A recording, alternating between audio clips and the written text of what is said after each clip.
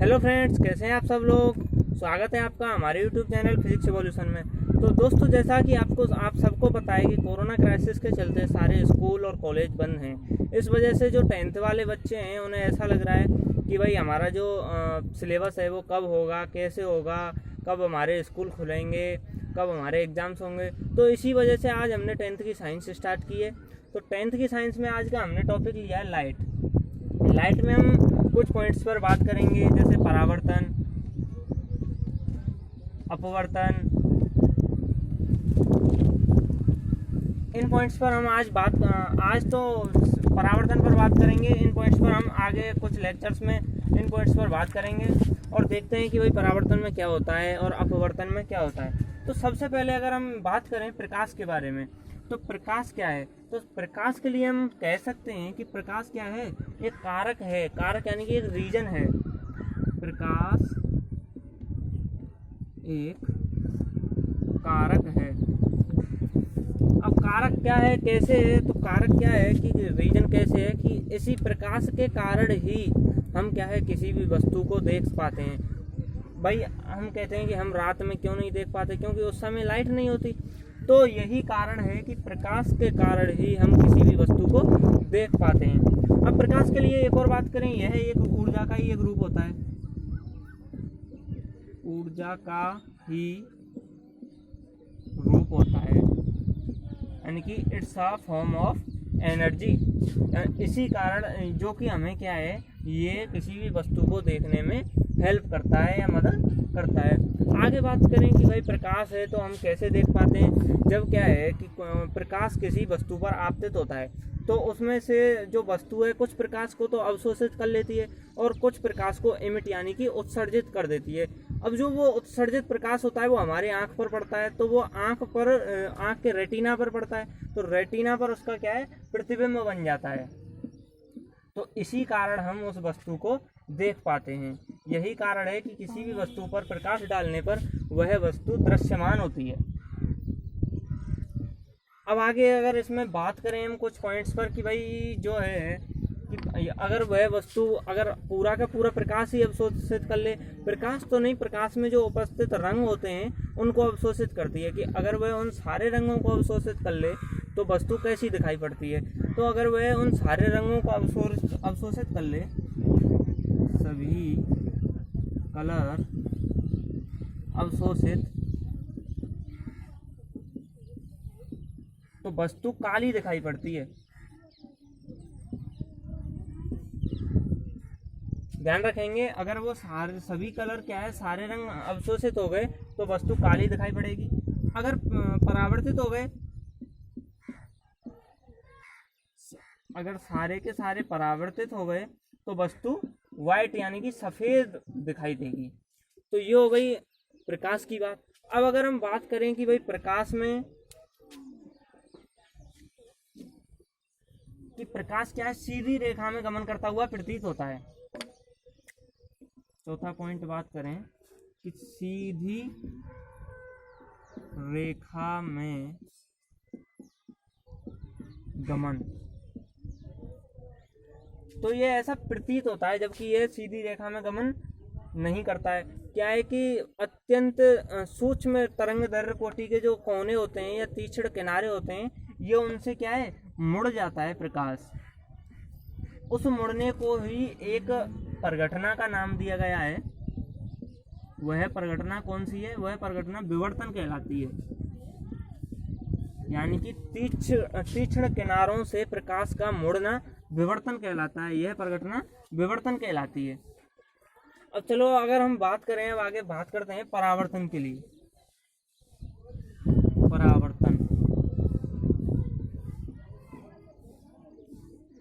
परावर्तन क्या होता है कि जब भी प्रकाश किसी एक सतह या माध्यम की जो सतह होती है उस पर आपतित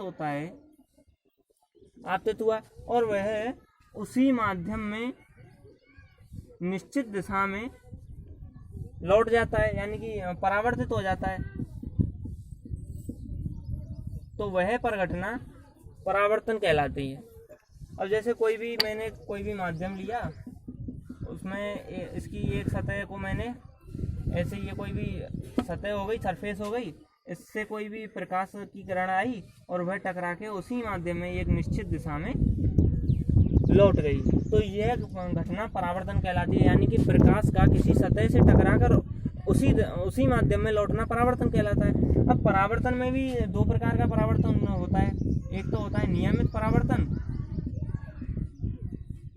और एक होता है विसरित परावर्तन। अब बात करें कि भाई नियमित परावर्तन कौन सा होता है,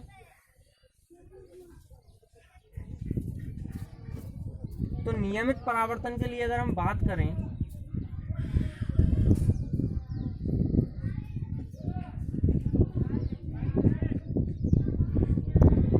नियमित परावर्तन क्या होता है, जब प्रकाश किसी चिकनी सतह पर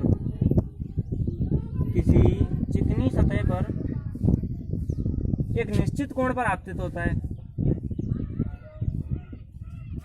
और उसी कोण पर या किसी निश्चित दिशा में, यानी कि कोई भी प्रकाशित किरण जो है एक चिकनी सतह पर आपतित हुई और एक टकरा करके एक निश्चित दिशा में मुड़ गई, यानी कि उसी माध्यम में लौट गई, यानी कि इसी माध्यम में आई और यहाँ से टकरा के एक निश्चित दिशा में उल्टी यानी कि लौट गई, तो यह परावर्तन नियमित परावर्तन कहलाता है।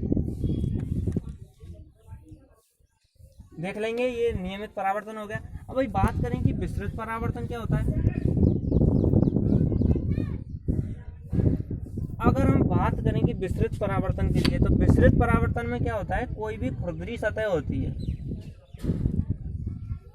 यानी कि समतल नहीं होती है सतह, उस पर कोई भी प्रकाश आया ऐसे ऐसे करके, लेकिन वो एक निश्चित दिशा में ना जाकर कोई भी प्रकाश ऐसे गया, कोई प्रकाश ऐसे गया, कोई प्रकाश यूं गया, कोई प्रकाश यूं आया, कोई प्रकाश यूं गया, कोई प्रकाश यूं गया, यानी कि कोई उसकी दिशा क्या है, निश्चित नहीं है, वह परावर्तन विसरित परावर्तन कहलाता है। इसमें क्या है, प्रकाश जो है किसी भी खुरदरी सतह से टकराकर समान दिशाओं में फैल जाता है। इसका एक उदाहरण भी है, जैसे खिड़की से कोई भी प्रकाश आता है तो वह दीवार की सतह पर टकरा करके समान दिशाओं में फैल जाता है। ये तो ही नियमित तथा विसरित परावर्तन के लिए बात।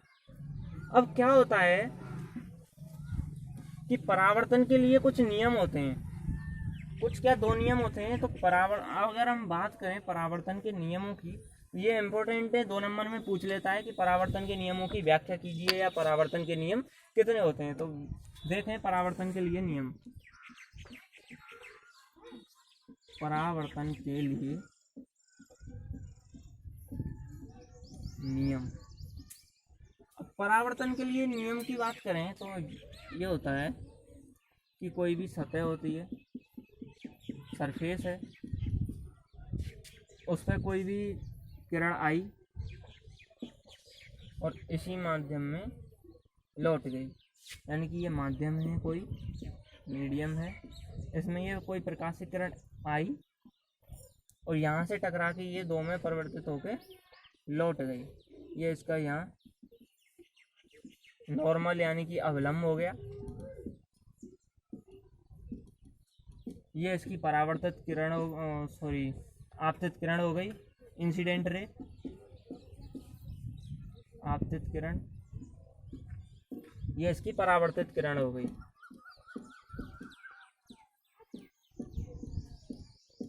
तो अगर हम पहले नियम की बात करें तो पहला नियम क्या कहता है कि जो आपतित किरण तथा परावर्तित किरण तथा जो अवलंब होता है, अवलंब का जो तल होता है, अवलंब होता है, अवलंब बिंदु, वो एक ही तल में होते हैं, यानी कि इंसिडेंट रे तथा रिफ्लेक्टेड रे और नॉर्मल एक ही तल में होते हैं। जैसा कि आपको दिख रहा है, ये एक तल है, यहाँ पर ये तीनों हैं। सेकंड रूल क्या कहता है, ये इम्पोर्टेंट है, ये आगे जब भी न्यूमेरिकल करेंगे इसमें बहुत काम आएगा, कि जो इंसिडेंट एंगल होता है ना आई तथा जो रिफ्लेक्टेड एंगल आर होता है, ये दोनों समान प्राप्त होते हैं। इसका कहने का क्या मतलब है, जिस एंगल पर रे इंसिडेंट होगी वह रे उसी एंगल पर रिफ्लेक्टेड होगी। यानी कि माना कि ये किसी एंगल 30 पर आई तो ये 30 पर ही लौट करके जाएगी, इसका जो एंगल है वो चेंज नहीं होगा। तो लिखते हैं angle I is equal to angle are.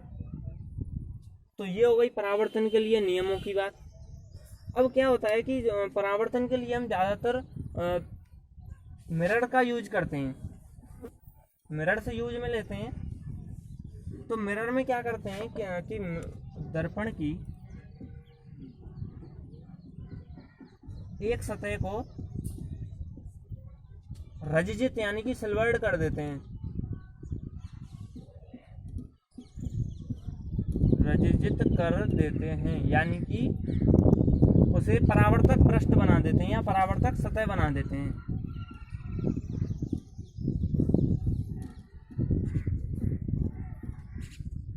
अब देखें हम समतल दर्पण के लिए,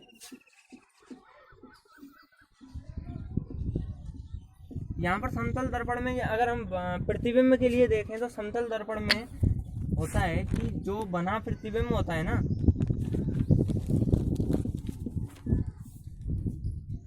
बना प्रतिबिंब दर्पण में उतना ही पीछे होता है, दर्पण में उतना ही पीछे होता है जितना बिंब।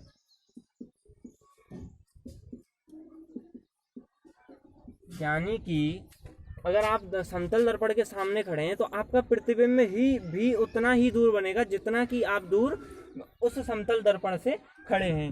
तो ये हो गया इसका पहला कि समतल दर्पण में कैसे प्रतिबिंब बनता है। सेकंड है कि समतल दर्पण में बने प्रतिबिंब की ऊंचाई, बने प्रतिबिंब की ऊंचाई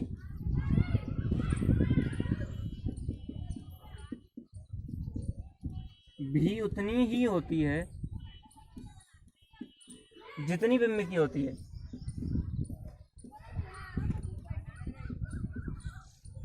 आगे हम ये प्रूफ भी करेंगे कि उनकी लंबाई तथा उनकी दूरियां समान प्राप्त होती हैं। तीसरी बात करें कि इसमें क्या होता है कि जो प्रतिबिंब होता है वह आभासी, एक तो आभासी प्राप्त होता है और एक उल्टा प्राप्त होता है। उल्टा कैसे? जैसे मैं यहाँ खड़ा हूँ तो मेरा जो समतल दर्पण में जो ये वाला हाथ है, ये बायां हाथ है, ये दायां दिखेगा और दायां बायां दिखेगा। जैसे कि आपने देखा होगा कि एम्बुलेंस में लिखा, एम्बुलेंस में उल्टा लिखा हुआ होता है, एम्बुलेंस में जो आगे लिखे हुए थे वो उल्टे लिखे हुए थे, जिससे कि दर्पण में देखें तो उसमें जो चालक है उसको वो सीधे दिखाई दें, जिससे एम्बुलेंस को जाने दें। आपको पता भी होगा ये कि एम्बुलेंस को हम सबसे पहले हेल्प करते हैं। तो ये हो गई समतल दर्पण के लिए बात।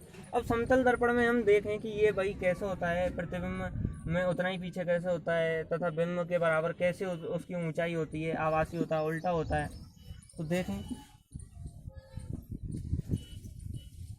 यहाँ पर हम कोई भी सरफेस लेते हैं, सरफेस में क्या है, यहाँ कोई भी हम बिंब लिया, ये सरफेस है कोई एम डैश, यहाँ पर हमने कोई भी एक बिंब लिया पीएम से हमने यहाँ कोई बिंदु ओ तथा ये कोई बिंदु ओ डैश है, यहाँ तक हमने कोई दो रे इंसिडेंट कराई यानी कि आपतित कराई। तो परावर्तन के नियमों के अनुसार ये उतने ही कोण पर वापस उसी माध्यम में चली जाएंगी। सॉरी, देखेंगे ये नॉर्मल हो गए इसके एन व एन डैश, एन व एन डैश, ये कोई भी कोण 1 हो गया, ये कोई 2 हो गया, ये 3 हो गया, ये 4 हो गया, ये कोण 5 हो गया, ये कोण 6, ये कोण 7 और ये कोण 8। अब बात करें कि हम इसको क्या है पीछे बढ़ाने पर, हमने इनको पीछे बढ़ाया,